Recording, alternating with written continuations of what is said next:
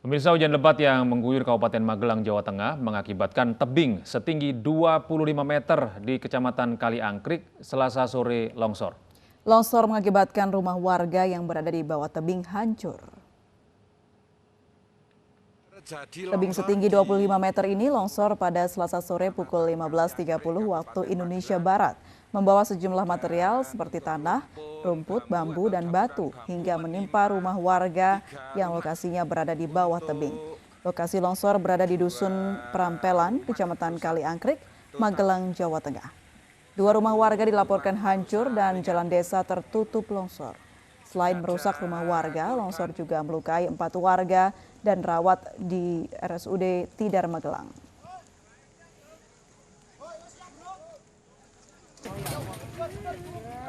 Selain di Magelang, longsor juga terjadi di Boyolali, Jawa Tengah dan menelan korban jiwa. Korban seorang petani warga desa Celuntang, Kecamatan Musuk, Boyolali, Jawa Tengah. Korban langsung dimakamkan Selasa siang oleh warga.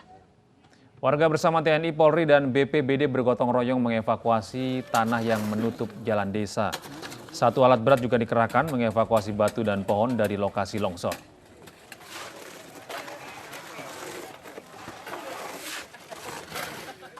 Dua rumah mewah di Kompleks Citraland, Bandar Lampung ambruk terbawa tanah longsor. Tak ada korban jiwa dalam peristiwa tersebut karena rumah dalam kondisi belum ada penghuni.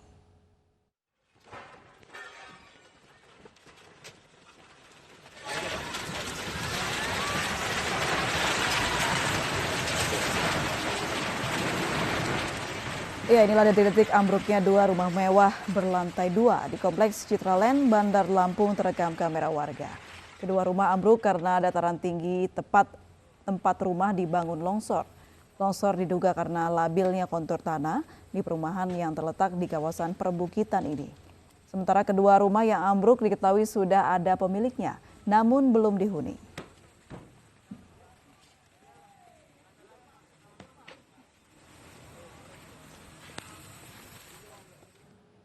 Beralih ke informasi lain, pemirsa, beberapa pegawai hingga manajer perusahaan pembangkit listrik tenaga panas bumi diperiksa polisi. Pemeriksaan terkait kebocoran gas beracun di Mandailing, Sumatera Utara yang mengakibatkan 6 orang tewas.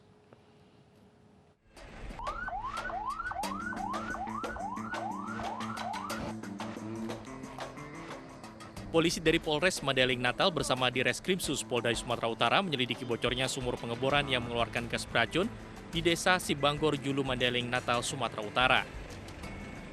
Penyidik memeriksa sejumlah pegawai hingga manajer perusahaan pembangkit listrik panas bumi PT SMGP. Pemeriksaan berlangsung di ruang unit 1 Satreskrim Polres Mandailing, Natal. Dalam peristiwa kebocoran gas beracun, polisi belum menetapkan tersangka. Tim lapor dan Inavis dilibatkan dalam penyelidikan kasus ini. Aktivitas perusahaan itu berhenti terkait dengan aktivitas di well pad tersebut berhenti supaya aman. Nanti kita dorong ke sana personil untuk pengamanan. Sebelumnya beredar video amatir merekam kepanikan warga yang mengetahui banyak korban keracunan akibat semburan gas H2S yang keluar dari sumur pengeboran pembangkit listrik panas bumi PT SMGP. Warga merusak ambulans dan mobil perusahaan yang terlambat datang mengevakuasi warga yang tak sadarkan diri akibat gas beracun. Amuk warga dipicu banyaknya jatuh korban jiwa akibat keracunan gas tersebut. Korban meninggal dunia akibat keracunan dari kebocoran pipa gas di Mandailing, Natal, Sumatera Utara berjumlah 6 orang. Ratusan warga memilih mengungsi ke Masjid Agung Nur Ala Nur di Panyabungan lantaran 22 orang lainnya mengalami keracunan cukup parah. Jumlah pengungsi mencapai ratusan orang karena berasal dari beberapa desa yang lokasinya berdekatan dengan titik pengeboran panas bumi PT Sorik Merapi Geothermal Plant di Kabupaten Mandailing, Natal, Sumatera Utara. Dari Mandailing, Natal, Sumatera Utara, Ahmad Hussein Lubis, iNews melaporkan. Pemirsa, evakuasi 10 pekerja yang terperangkap dalam terowongan tambang batubara di Tanah Bumbu, Kalimantan Selatan belum bisa dilaksanakan. Tim SAR gabungan terhalang terowongan yang masih tertutup air.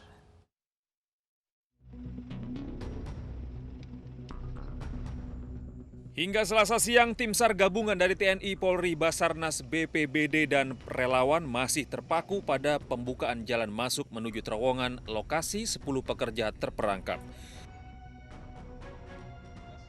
Mereka dihadapkan pada genangan air yang menutup mulut terowongan setinggi 3 meter.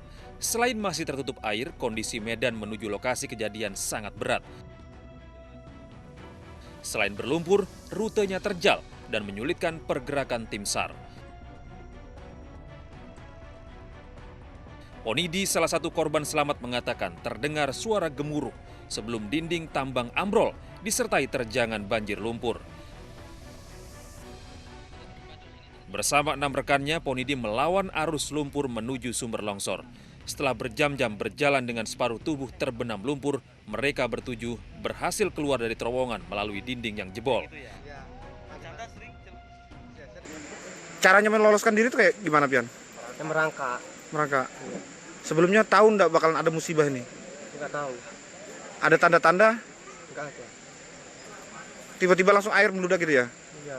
Nggak ada ada seperti suara motor itu di dalam lah. Pertamanya ini pertamanya. Korban selamat lainnya, Arbani, sempat terjebak di dalam terowongan selama 12 jam. Pria 50 tahun itu baru bisa keluar setelah berjalan menembus lumpur di tengah malam.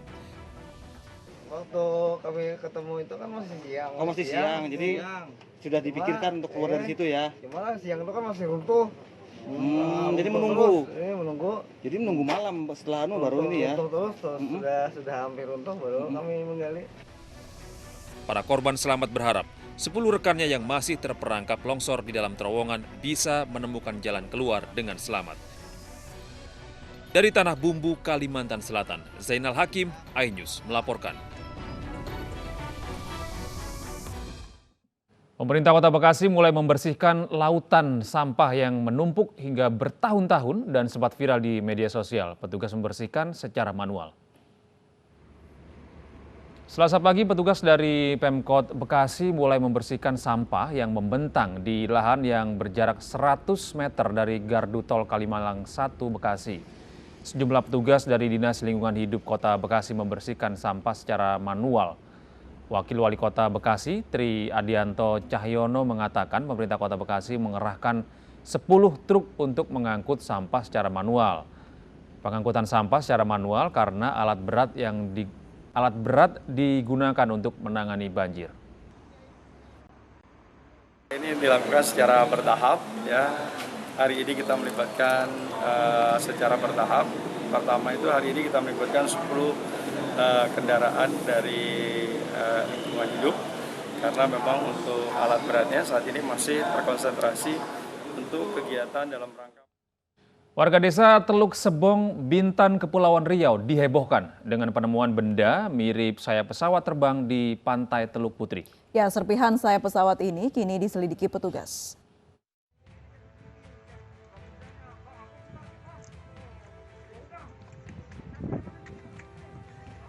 Seorang pekerja di kawasan wisata Lagoy, Bintan, menemukan benda diduga bagian sayap pesawat di pantai Teluk Putri, Kepulauan Riau. Benda mirip sayap pesawat ini ditemukan Abdullah saat tengah membersihkan sampah di tepi pantai. Oleh petugas, temuan tersebut kemudian dibawa ke pos TNI Angkatan Laut Lagoy, Bintan.